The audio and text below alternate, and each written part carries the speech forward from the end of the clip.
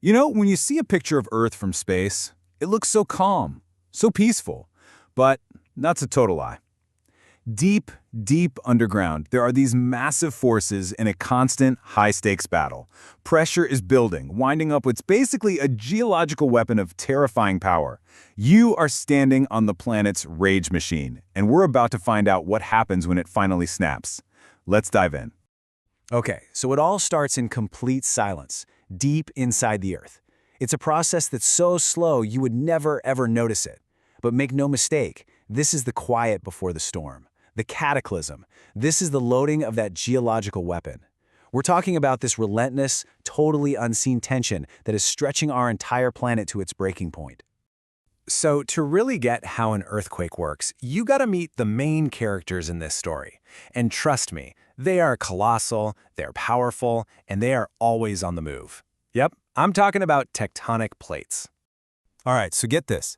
The Earth's surface isn't one solid piece, not at all. It's actually fractured into these massive plates, and they're constantly just drifting on this sea of molten rock below. It's kind of like a giant, stressed-out jigsaw puzzle where the pieces are always grinding against each other, trying to find a way to break free. And here's where things get really dangerous. See, the movement itself, that's not the problem. The problem is when these massive plates get stuck. Their edges, what we call fault lines, are super jagged and rough, so they snag on each other with this incredible friction, locking up in one spot, while the rest of the plate just keeps pushing and pushing. And just like that, the countdown has begun. So, okay, the plates are snagged, but they're still pushing forward. Something's got to give, right? Well, what happens is an incredible amount of energy starts to build up along these locked fault lines. It's like a coiled spring being wound tighter and tighter over decades, sometimes even for centuries. And this quote, it just nails it. The rock isn't just sitting there, it's actively deforming, it's bending, it's stretching, and it's storing all that immense force as what we call elastic energy. And this single observation was key, leading scientists to a brilliant theory that explains this whole terrifying process. And this is that theory in action. It's called the elastic rebound theory. Just imagine stretching a thick rubber band. The farther you pull it, the more energy it stores, right? Well, the Earth's crust along a fault does the exact same thing. It bends, it strains, and it just loads up with energy, just waiting for that one moment when it finally snaps. You can literally think of this as a 4-act play of planetary destruction. Okay, Act 1, the grind. That's the slow, relentless movement of the plates. Act 2, the snag. This is where friction locks them solid.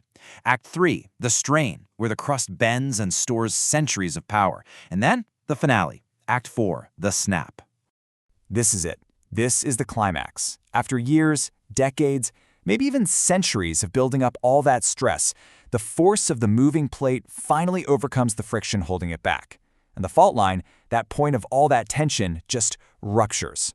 And in a single instant, the two sides of the fault violently slip past one another. They snap back into a less strained position. And all of that stored elastic energy, it's suddenly unleashed in one massive explosive burst. That sudden slip, that is the earthquake.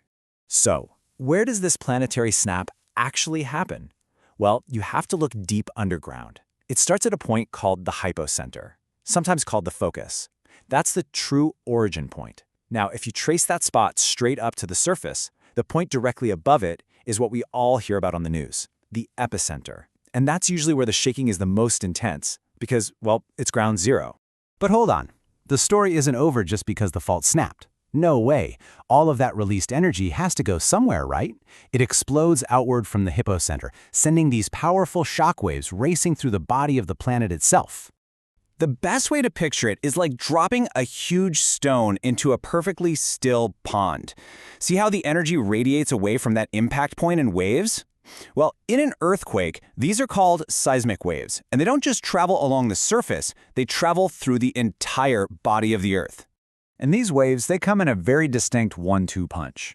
First up, you get the P waves, or primary waves. They're the fastest, and they travel through rock by compressing and expanding it, kind of like a slinky. They're the ones that deliver that first jolt. Then, following right behind them are the S waves, or secondary waves. They're slower, and they're the ones that move the ground up and down or side to side. And the speed difference here is huge. Think of P waves as the scouts, zipping through rock at about 6 kilometers per second. The S waves are the heavy hitters, following behind at around 4 kilometers per second.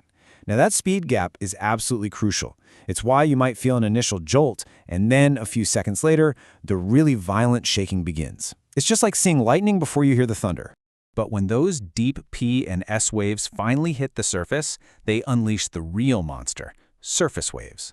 Now, these are the slowest of all the waves, but they pack the biggest punch by far. They're the ones that move the ground in that sickening, rolling motion, and it's these vibrations that tear buildings and bridges apart. And this is the end result. All of that complex physics we've been talking about, the grinding plates, the stored energy, the different types of waves, it all translates into the violent, chaotic shaking on the surface that we experience as an earthquake.